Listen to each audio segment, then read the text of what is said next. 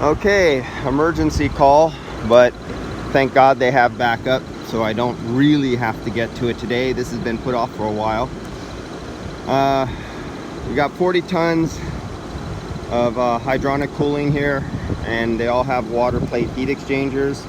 The name of the company was SURNA. You do not want to buy their product. Some of the shittiest product, most energy inefficient, not efficient, inefficient product I've ever seen on the market that pulled a bullshit scam over California saying that it's energy efficient.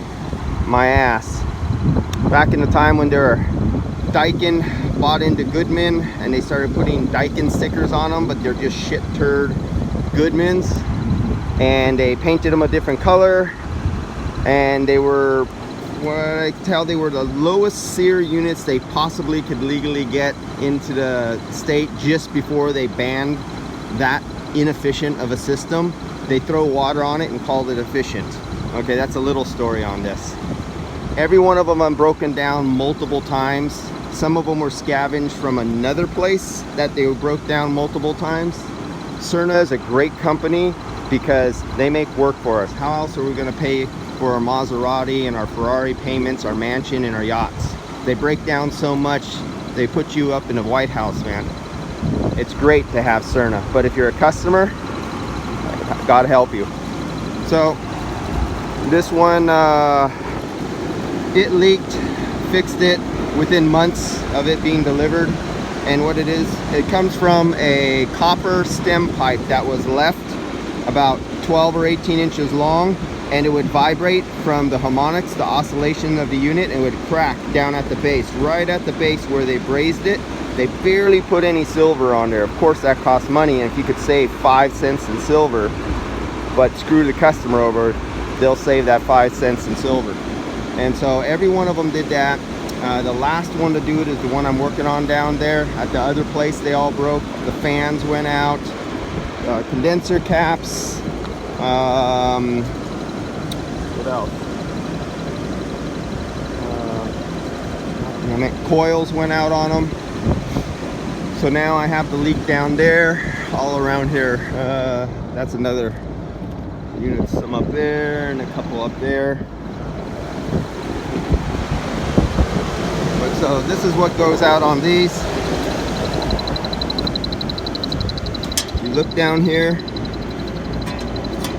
where, see, it's all frosty and white because I just squirted a little refrigerant inside there, and so it frosted it up. So that's right in the low side port, right down. My finger is touching this pipe, this useless pipe that comes up here and just sits, and it vibrates like this with the oscillation, the harmonics caused by the compressor and the fan. This gets into and it finds its right vibration, and this thing will vibrate like hell. And you could see down there, you could see the black streaks where the oil's coming out at. That's where it's leaking at.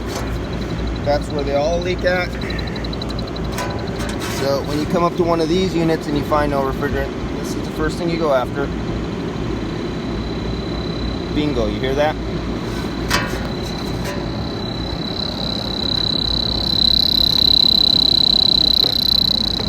Okay. So I'm gonna have to come back here. It's Friday. They have 30 tons up and running right now.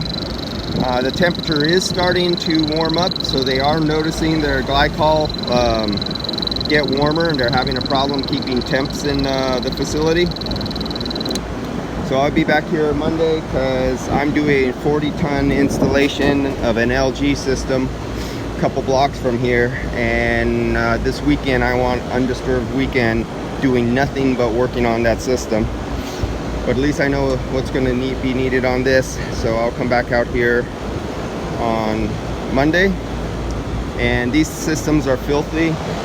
Some of these units, I don't think they've never cleaned them since we put them in here, and I told them not to get these units. I didn't want to help you install these.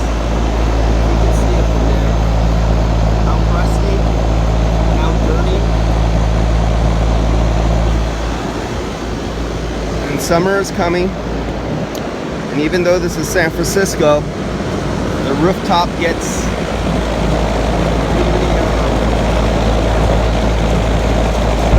pretty hot when there's no air on a cool day. So these things are just crusted over. I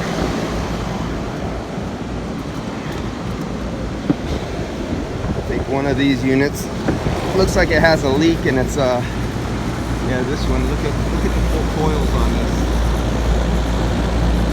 And you see the fin, you can't even tell there's fins in there almost.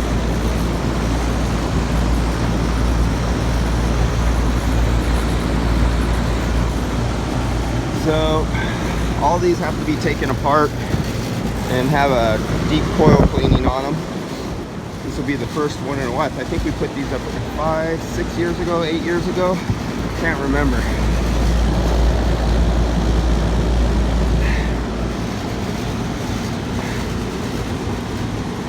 This is a unit he put up here. It wasn't installed correctly and it failed and had problems really fast, often problems.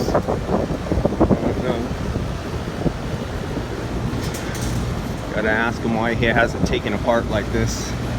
He didn't tell me anything about this unit having problems, and possibly looks like somebody, or it's just stripped out and the screws came out and the panels came up. So I'm gonna ask him what's up with that one. I think that just fell apart by vibration. It just vibrated itself apart.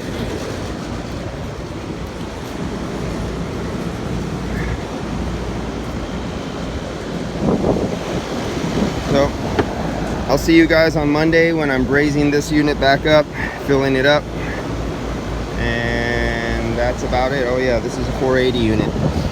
Don't touch your fingers across the terminals on this one, because next people we're going to hear from is your next of kin. That's all. See you guys later.